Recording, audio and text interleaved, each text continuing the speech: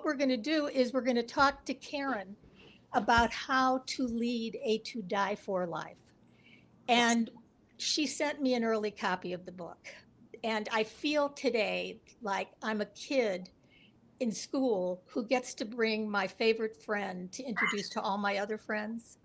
Because, as I said, I first found Karen many years ago when I heard that she wrote the spiritual self help books for people who wouldn't be caught dead reading a self help book. And one of her books was the Be Happy, Damn It. So just the juxtaposition of the spiritual and the real and the funny is who she is. And when I got a copy of her book, I just decided, because I know how to do this on StreamYard and LinkedIn and YouTube, I had to share her, because she is not only a best-selling author who sold over 2 million books, who is followed by Deepak Chopra, Oprah, Tony Robbins, Jon Stewart, and myriads of others. She's also this incredible soul that when she writes, you're just encouraged to expand your reality. Calls her Substack the stand-up philosopher, and I finally realized what she means. She's like a stand-up comic, but she brings philosophy, psychology, science, theology, statistics into everything she does. We'll just introduce her so that she can tell us why she wrote the book and what she hopes we take away. I mean, the end goal, I hope you get the book. I hope you get the book for all your friends, but you're going to want to learn what she's going to offer today. Karen, take it away. Oh, well, thank you so much for that introduction. I really appreciate all the very thoughtful things you said. And I'm delighted to be here. And I respect and love your work. I've gotten to know you right back, and you're just very inspiring and wonderful. So it means extra coming from you. And I guess I'm here to talk about my book, Your to Die for Life. And although it has the word die in the title, and it is about death, it's really more about life, your life, and how to make it meaningful. And I wrote this book for a couple of reasons. We can talk about that now. Where should I start first, Linda? Do you have any ideas for what I should Yes, start? sometimes you read a book and you feel that it makes an impression. I can't wait for the book to come out. I read it in a PDF. I can't wait for it to come out because I'm going to keep it next to my bed and turn to a page where morning rituals, afternoon rituals, finding your life's mission, all of those are memos to me as to what to focus on today. But what I'd love you to start with is, what made you write the book, and what do you hope people take away from it? Well, I wrote the book for two reasons. One of them is kind of poignant and maybe a little sad, and the other one is more light spirited. So I'm going to start with the light spirited one and then tell you the other one. I wrote this book about death, not because I had a near death experience, but because I had a near life experience. And if you've never heard of a near life experience before, it's because I made up the word, but it needed to be made up because so many of us are having near life experiences. So this is when you're on your phone so much, you're like scrolling, swiping, that you're not fully in your life. You're near your life adjacent, or you're out to dinner with a friend, a loved one, and they're talking, but your mind is like elsewhere. You're thinking about a problem in the future that you want to solve, or a regret from the past. And so again, you're not in your life, you're near your life. That's a near life experience. And then the third kind of near life experience is when you keep saying, someday I will, later, I'll do that later. So you're putting off your life to later and someday.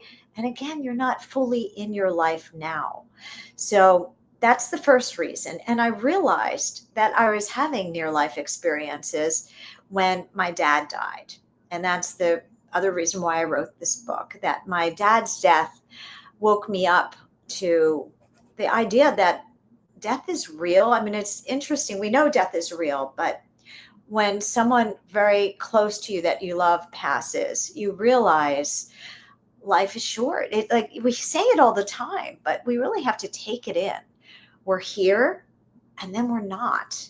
And it's up to us to take that here part and make it as meaningful as possible. And so my dad's death was like a wake-up call. He's what got me to realize that I had to stop putting the idea of starting a family off I kept like swatting that away to like someday.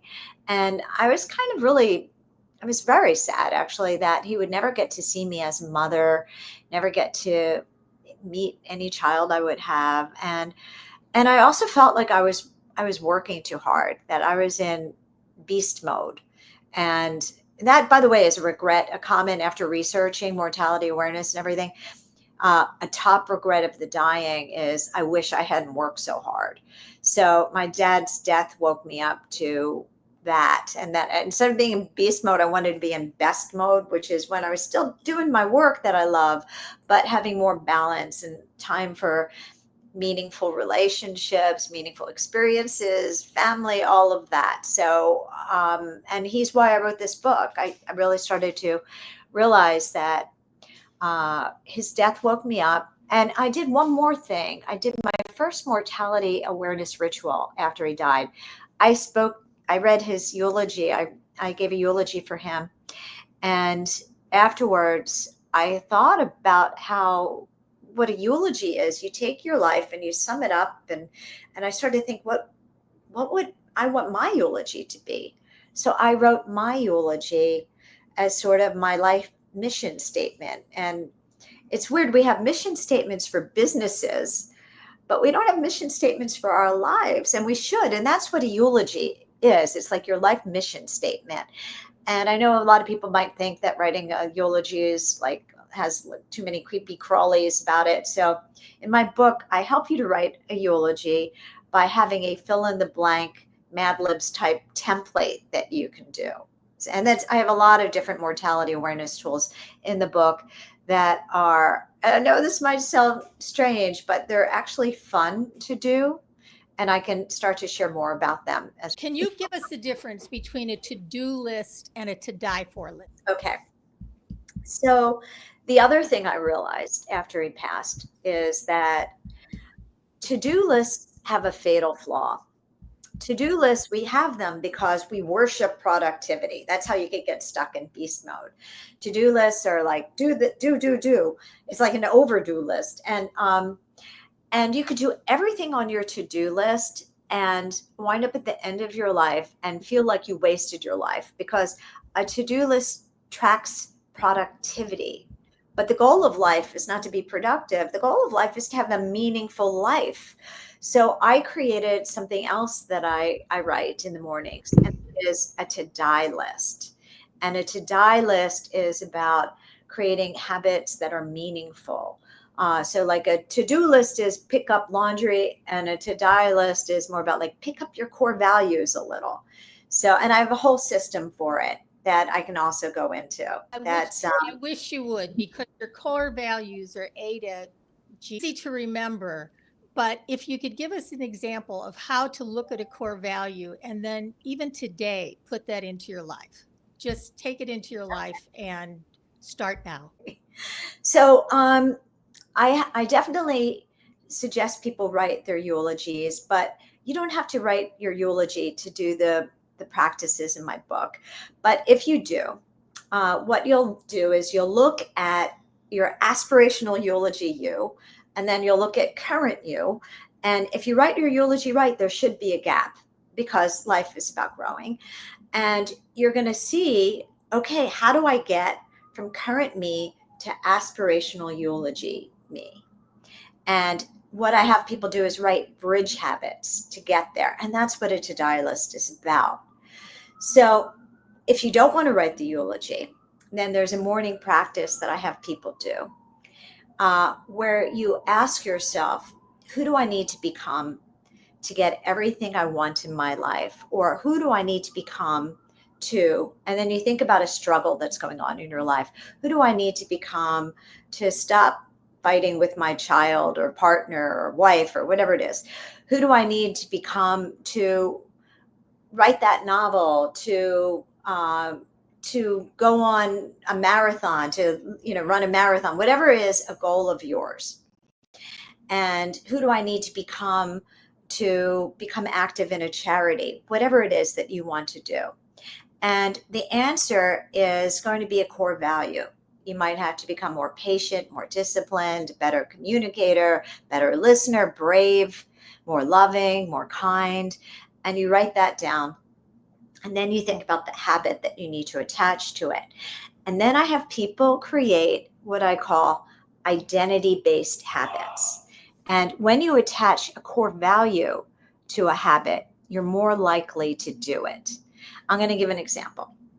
So right now, you have your identity controlling your habits without you even knowing it. If you think you're sloppy, you're going to do the habits of a sloppy person. If you think you're organized, you're going to do the habits of an organized person. So your subconscious kind of running the show there.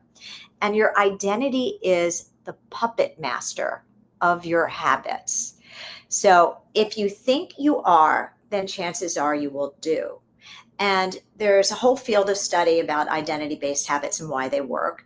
And one example is a study they did to try to motivate people to vote more. And they took a group of people and they split them into two groups. And the first group, they just kind of motivated them to vote with like taglines and jingles and whatever. And the second group, they gave them identity-based habits and had them think of themselves as voters. I am a voter. I'm a voter. And the group that they trained with identity-based statements were 3 times likely to show up at the polls than the people they just motivated, because who you think you are winds up being what you do. And in fact, before this book, I am a behavioral change expert. I've written a bunch of books on changing behavior, and identity-based habits always work, because if you don't do it, if you've attached a core value that's important to you and you don't do the habit, then you're going to feel what's called cognitive dissonance. So for example, I live here in New York, and I am some kind of stereotypical New Yorker that my driver's license expired and I never got it renewed, so I don't drive. And my friend Danielle lives in Connecticut, and she said, Karen, I'm having a birthday party in Connecticut. Come. And my first thought, admittedly, was like, oh my gosh, how am I going to get myself to Connecticut? I don't drive. And I thought, I guess I can't go to her birthday party. But because one of my top core values, and as Linda said, I have 7 that I recommend people use, is loving. And because I know meaningful relationships are important to me, from having written my eulogy and just thinking about it, I wrote down, I am a loving person. And so I find a way to get myself to Connecticut. And then I looked at that and I felt it. And I thought, I am a loving person. I'm going to find a way to get to Connecticut. And because you attach a core value, if you don't do it, there's like this tension, this, like, it's accountability buddies. Like, I want to be loving. I say I'm loving. I'm going to find a way. So how do you help people that have certain mindsets and also feel that everything you're telling us is great, but in their busy, overwhelmed, scheduled life, how do we make time to do the things we know we should, and then identify ourselves as that person? Look at some of the negative beliefs that you have about yourself and figure out how you can rejigger them so they're not negative anymore. So example, like if I am sloppy and I want to be organized, I would tell myself I am an organized person. And so I, clean my apartment every day, or whatever it is, whatever the habit would be. And if you immediately feel a disconnect with the word organized, what I have people do is think about times they were organized first, and then also say the following sentence. The old me wasn't organized. The new me is organized. So that way you're more likely to embrace it. And just keep repeating it. I am organized. I am organized. And then you will be. And so here's an example from my own life. Or find a core value that you believe that you are. And then that could help you to become more organized. If it isn't the word organized, if that is a problem with you.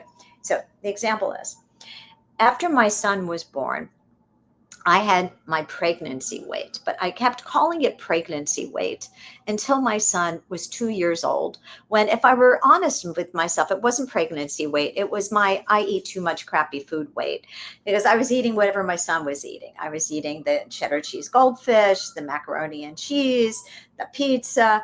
And I I kept calling it my pregnancy weight, and I knew I had to eat better. And then one day I was on the phone with my publishing house, and they had sent me advance pages for a book that I'd written that had photographs and illustrations in it. And I noticed I could see the images through the pages. So I called them up and I was like, we need to get thicker paper. It needs to be toothier. And I realized as I was talking, I realized that I value the core value of discerning. I was saying to them what I needed the paper to be. And I thought, I am a discerning person. And then I realized I value discerning, but I'm not discerning about my food choices right now. A discerning person would not like eat cheddar cheese, goldfish or mac and cheese and pizza the way I was eating it.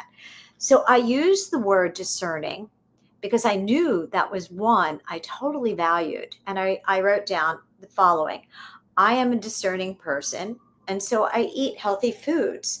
And then when I looked at the foods, I thought, would a discerning person eat that goldfish? No. Would the discerning person eat? And so I used that to motivate myself to do the habit. And it was a window in. And during that time period, I wound up losing 20 pounds in 3 months. And I credit using identity-based statement. I am, and so I do statement. That's the template. And that's how you create your identity-based statements. The fact that there can be a new me, even at 78, we can start a new chapter.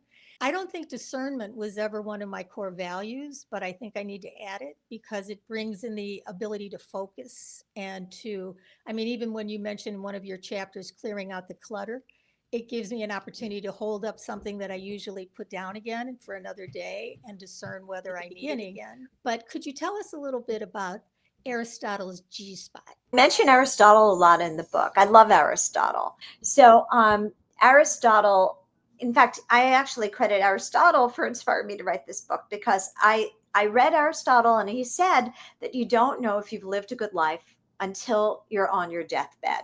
And he also said to begin every project with the ends in mind and then reverse engineer it and figure out how to get there. So I thought about that, and that's why I started to reverse engineer. That's why I wrote the eulogy and then reverse engineered how to get there. And Aristotle also said that all of us have the same end goals for our life, no matter where we're from, Toledo, Timbuktu, Toronto, wherever we're from, we all have the same end goal. And that is to learn lessons that help us to become our best possible self. And he said the reason why a lot of people are unhappy is they have the wrong end goal for their life. They think the end goal for their life is to become the richest person on the planet, or to become the sexiest person on the planet, or to have like the largest social media following on the planet.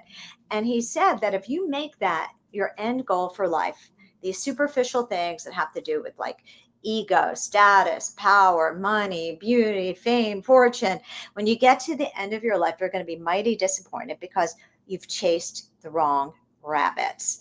And he said that it's always about learning lessons that help you to grow into your best possible self. He called it the education of your soul. And he said that the soul is the most important thing to try to pay attention to growing and keeping it thriving, not your ego, not your body, not that. And so in a way, this is what I said in the book, the soul is your G spot for happiness. That's what I wrote. I mean, Aristotle didn't necessarily say that, but That was you your heard it. He'd be like, okay. And you also have something about what do I need to know that I don't want to know? Yes, So yes. give us a little hints on if we don't want to know it.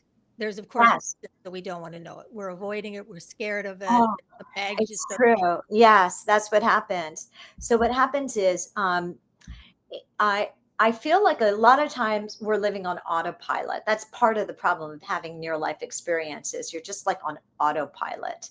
And so to get out of autopilot, I feel we need more time in contemplation. And I do recommend journaling a lot. And one of my favorite core values, the other one, is to be authentic, because one of the top regrets of the dying is I wish I had been more true to myself, that I hadn't been, pummeled by society's expectations, that I lived true to myself. So when we're on our phones all the time, we're distracted, we're busy with so much noise and running from one thing to the next. We don't know what we need to know. So I suggest that we journal and do this kind of regularly, which is, what do I need to know that I don't want to know? And I feel sometimes when we journal, we go in thinking about what we want to write about, but some of the insights that we need are buried a little, and you have to kind of dig around a little. And I have done that. What do I need to know that I don't want to know? And something will pop up.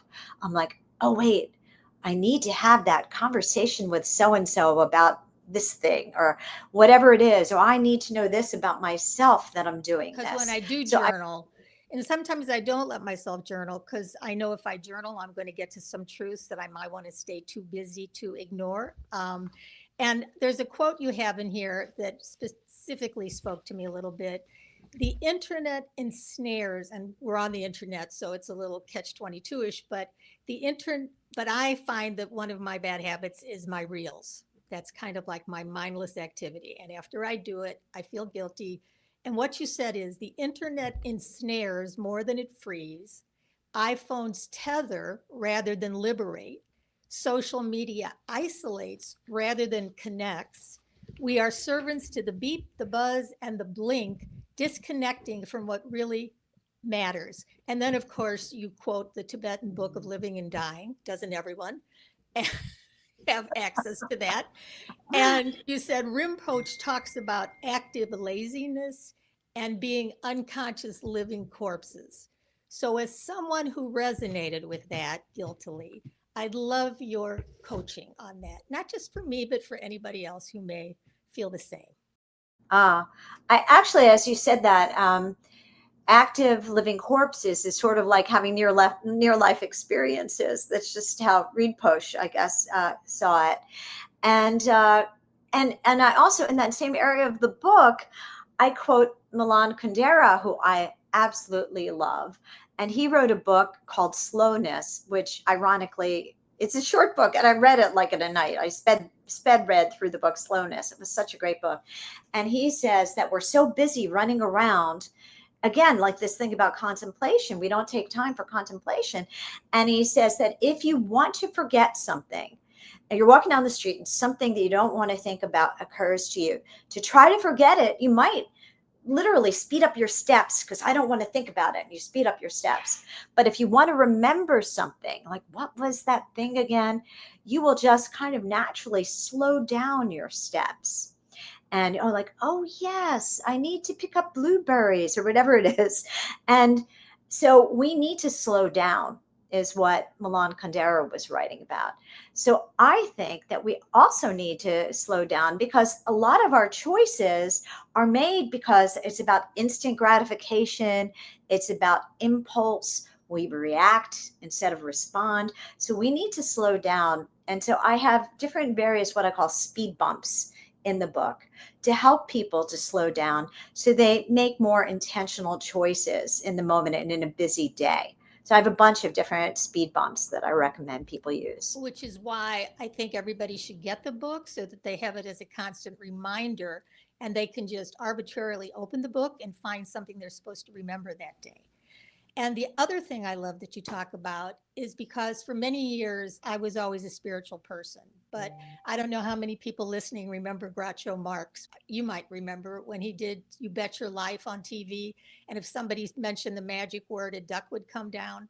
So for many years, that duck for me was spiritual. If a client mentioned spiritual, I could talk about spirituality, but otherwise it was too woo woo, too booga booga, as my family says. And you distinguish between being woo woo and having just enough woo.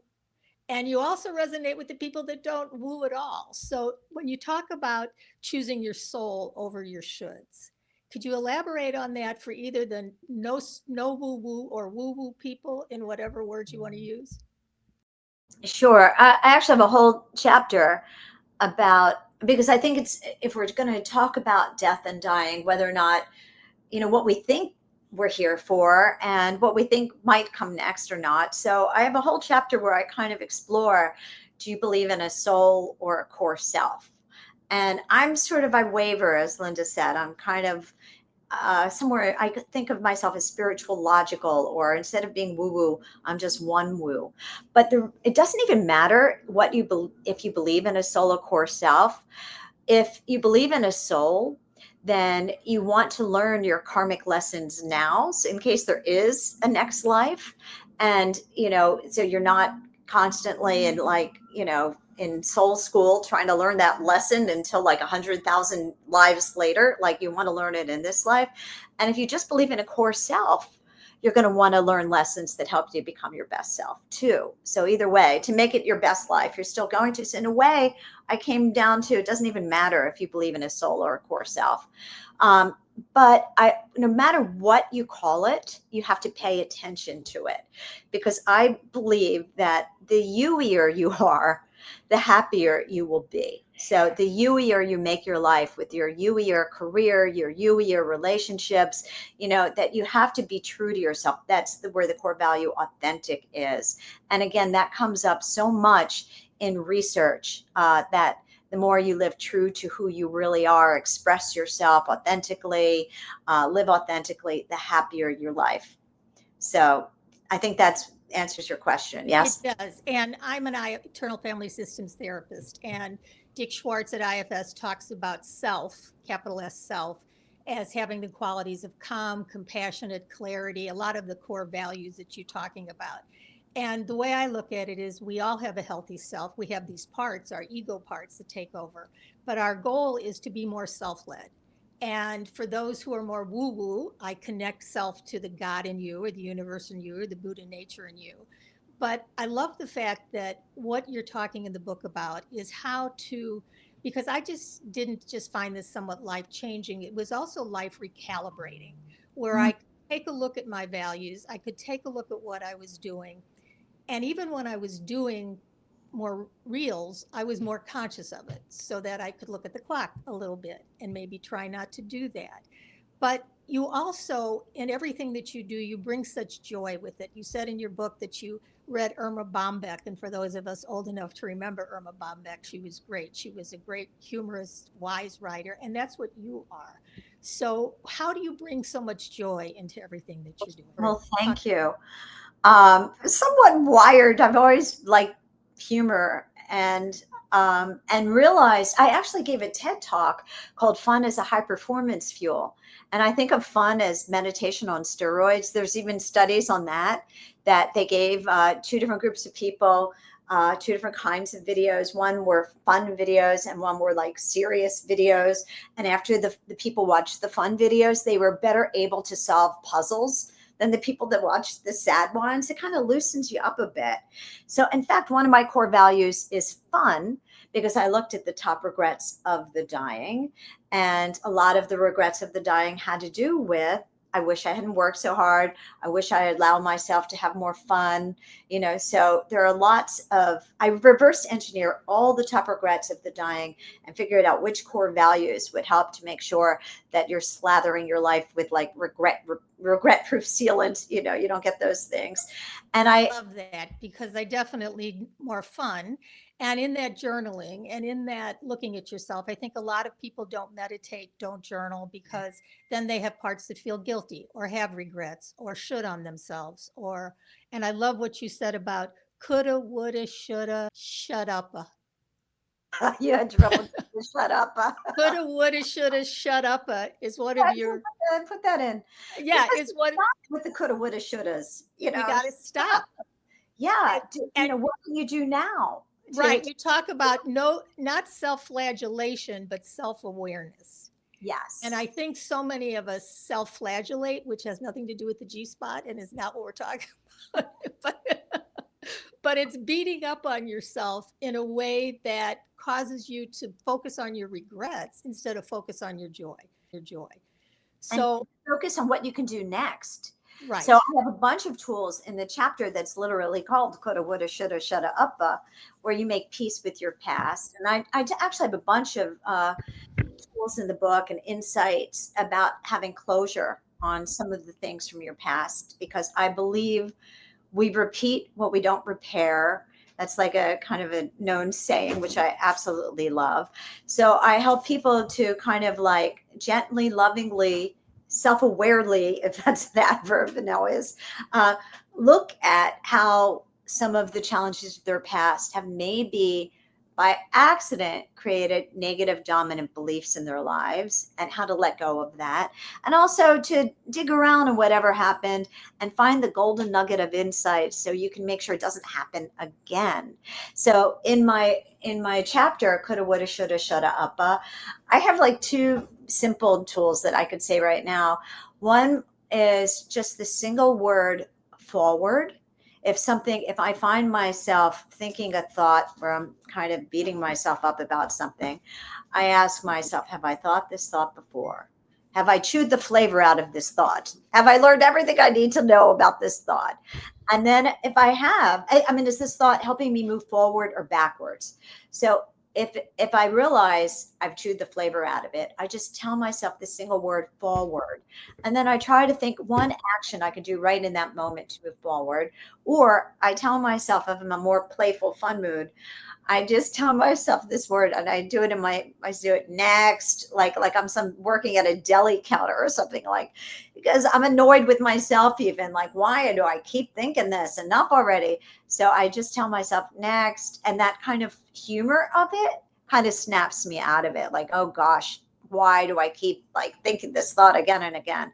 So those are just two quick things, but I go into it in a more philosophical way in the book as well. Exactly. And another word that you coined is not to look with hindsight, but with Oh, kind sight. hindsight. Yes, I love that. yes. I Oh, don't think we thank you. do that enough.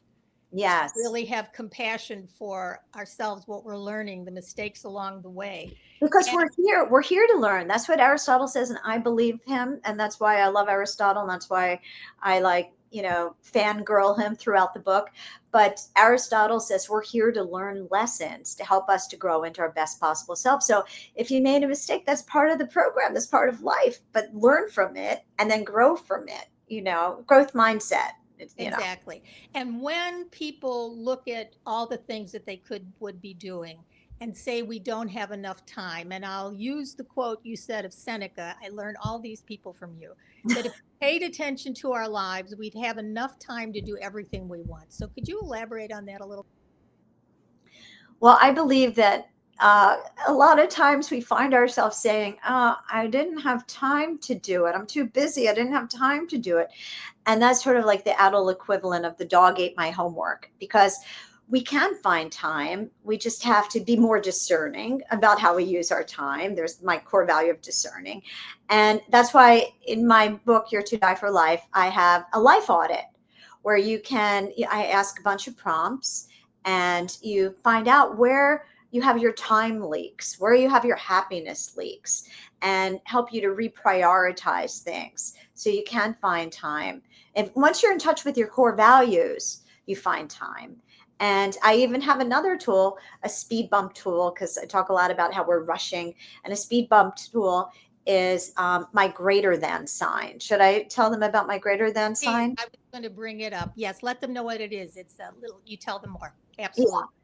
A greater than sign is for math. It looks like a little sideways triangle. The little point is less than. In this part, the larger triangle part is greater than.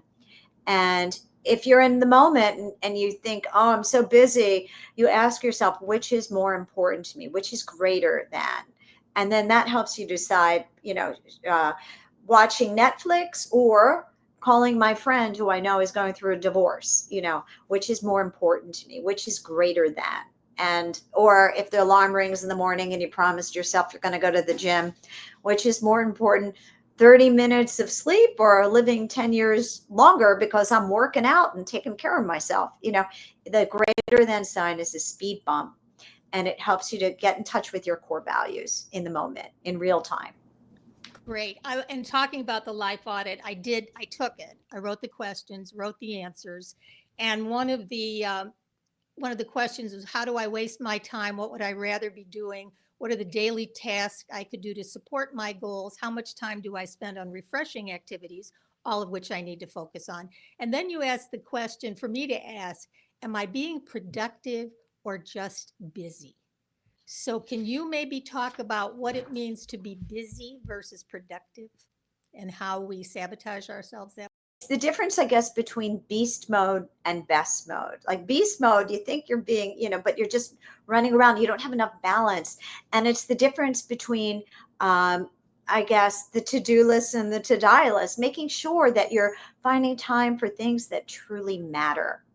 That's having meaningful relationships, meaningful experiences, being of service, those types of things, rather than just being busy for the sake of like worshiping productivity. This way, Aristotle says the reason why so many people are unhappy is they confuse pleasure for happiness. And pleasure is more like instant gratification. And he calls that hedonia. That's from his time.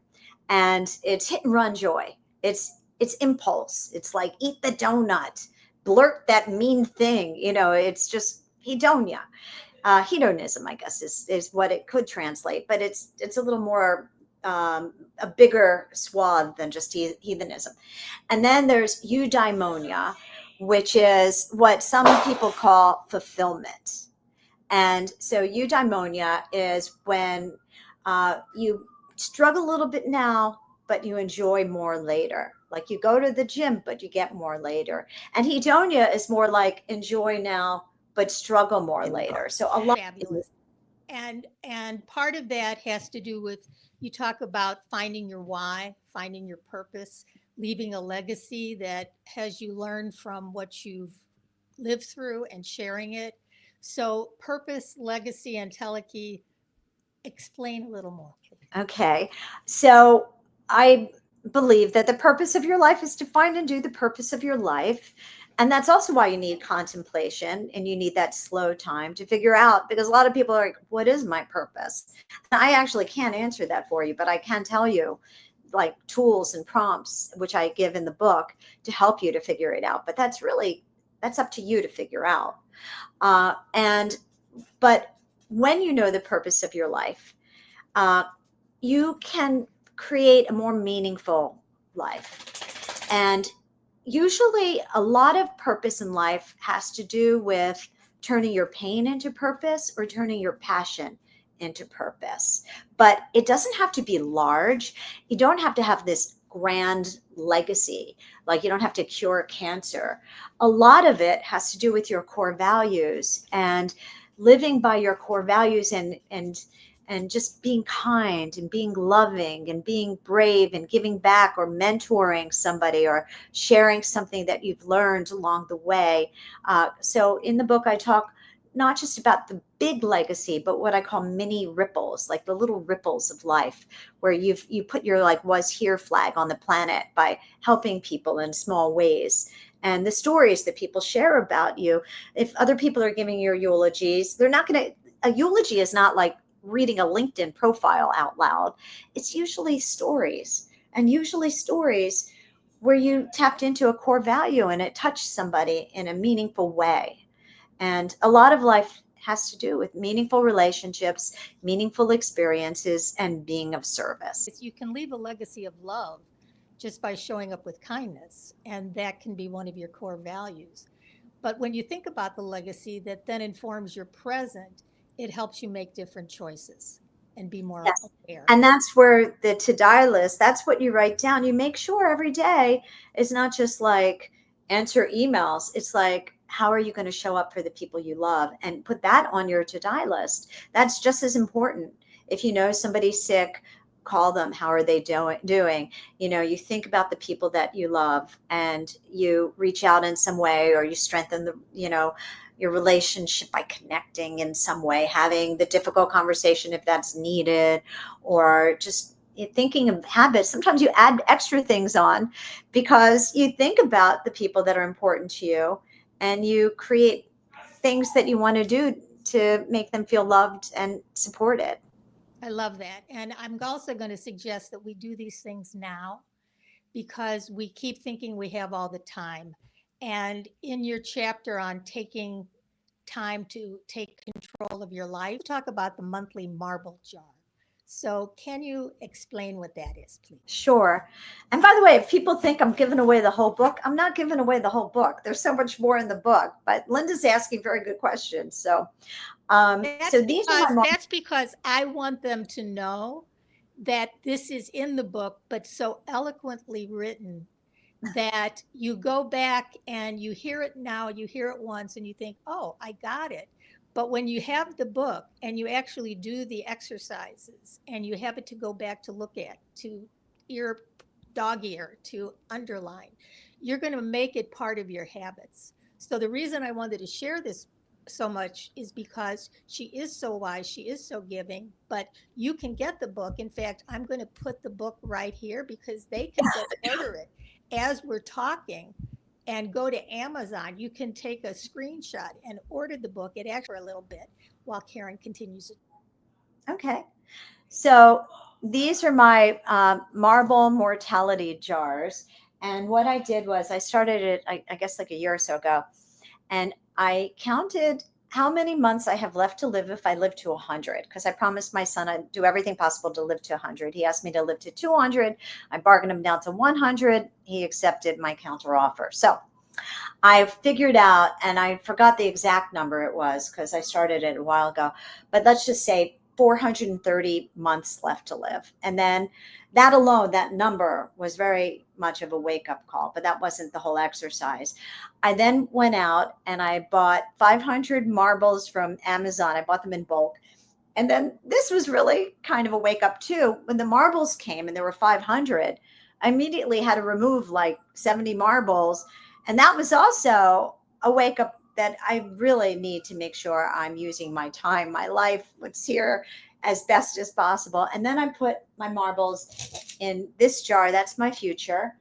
And this jar, that's my past. I don't know if you could see. And I started a ritual where the first of every month, I take out a marble and I hold it in my hand and I think, this is a piece of my life. That's a piece of my life. What did I do with that piece of my life last month? And the first time I did this, I got to tell you, I kind of was like, I don't remember. What did I do last month? I had a dentist appointment. I couldn't really fully remember. What I did was the next month, I decided I was going to be very intentional. And I picked a marble out and I looked at it. I'm like, okay, you're going to be my next month marble. I'm going to have good things to report to you. I told you when I thought of doing it, first of all, I'm a lot older than you, so I will have fewer marbles.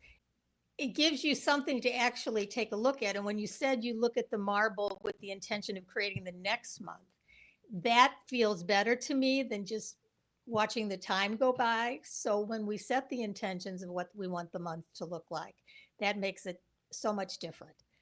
If you get to the farther on in your life, what would your future self whisper to you about your current? I really think my favorite core value is love and meaningful relationships. And I kind of knew that going into writing the book. You've written dozens of books, and I think you said that some of the people who have read this ahead of time say it's probably your best one.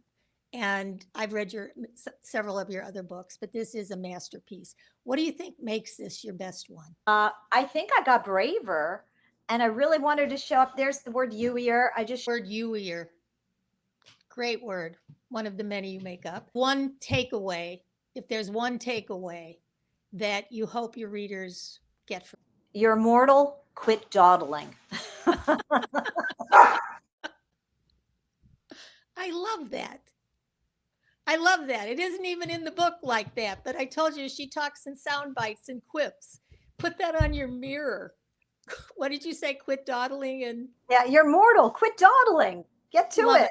I love it. Okay, so on my website, I have a vitality quiz. What's your vitality age? That's free to take because I believe that, it's never too late to rejigger your life and that you need to stay, in touch with your vitality, which is different than, health, and it's different than what your age is. It's like we can all have young, youthful vitality ages where we still have that life force in us to live at our best level possible. So take my quiz over at yourtodieforlife.com.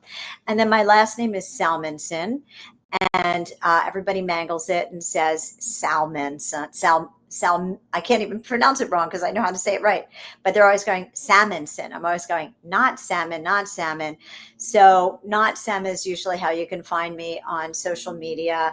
Not salmon on Instagram, on Facebook, and as you can see here, not salmon on Substack.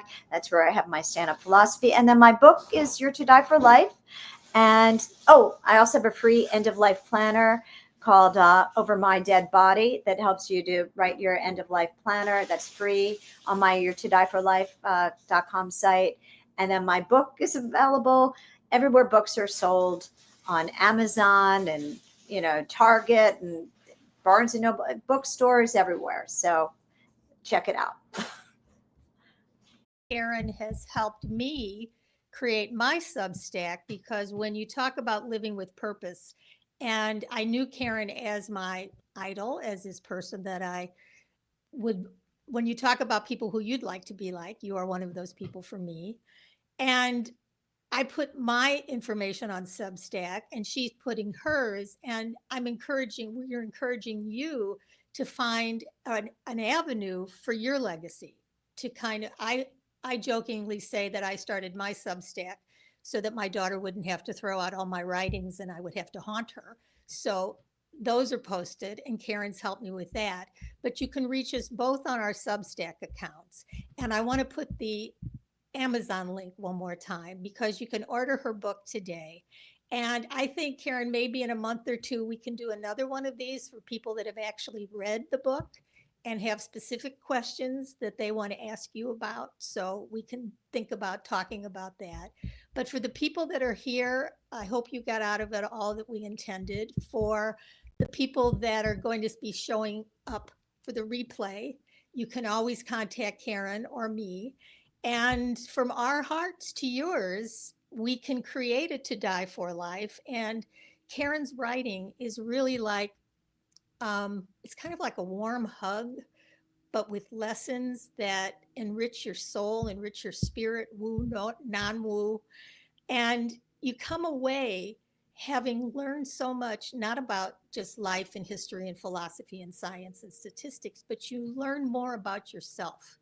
And she helped me many years ago on what she called a pillage and conquer experience, where we looked at our behaviors, because she is a behavior, what did you call yourself? Behavior change specialist. Say that Yeah, again. behavioral change expert. Yeah. And a mortality awareness movement, right? That's what Yeah. you're, the I'm a mortality. pioneer in I'm trying to get people to talk about death. It's like the last taboo topic. And I think our lives get better when we really embrace the fact that life is finite and we live richer, braver, more authentic lives. I do believe that happens. And writing my eulogy was helpful in terms of what I hoped people would say about me. And then I think I also went to chat, because I write in chat a lot. They helped me come up with some epithets, because you said that's, what did you call it? A shorthand version, like a mission statement. It's like a tagline for your life, but it's like, for me, my core value, my top core value is love. So my epitaph or my tag is like, love is the bread and butter of my life. So again, in the moment, as a speed bump, if I have a choice, I remind myself of that, and it makes me make more, it inspires me to make more loving choices. Great. I think So, mine, which was for me, and I think for everybody, is that we're all channels of love and beacons of light. And we can be that and we can share it. And when we have the honor to meet our idol and can share it with the world, this was so special for me. oh, So we, thank you. we By the did way, it. everybody, I'm going to do a quick plug for Linda.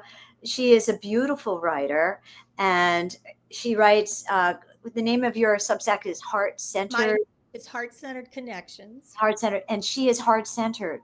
I mean, her asking me to do this and how she asked me and who she shows up as in my life in general, started as client, and I helped her, but now she's a heart centered friend. She's just lovely. So read her. She writes beautifully. Read her Substack.